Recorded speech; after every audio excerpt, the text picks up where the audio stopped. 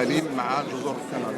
انتم تعلمون بان الدور ديال لا الحكومه المغربيه ولا الحكومه ديال الجهه ديال جزر الكناري هو توفير البنيه التحتيه، يعني الموانئ اللي يمكن لها تستقبل الباخرات. كيبقى اننا كيفاش نشجعوا المستثمرين خاصه الشركات المحليه كيفاش يمكن لهم هذا اليوم. هما عبروا لان كما قلنا في الزيارات عندهم وقاموا زيارات عندنا، عبروا على انهم هما مستعدين اولا يردوا الرفايا، والان كيدرسوا حتى العيون، كيدرسوا طنطان، كيدرسوا اكادير. حنا بطبيعه الحال خصنا نشوفوا، لان كتعرف باش يكون ربط بحري خص يكون الزبون، خص يكون المسافر. فاذا هي قضيه بالنسبه للشركات البحريه قضيه تجاريه بالدرجه الاولى. فانا في تقديري يعني مع تزايد حجم الاستثمار في سيدي عفريت الاستثمار، واذا شجعناهم ان يستثمروا في البحري كنظن غيكون استقبال على التحقيق بين الاقاليم الجنوبيه وخاصه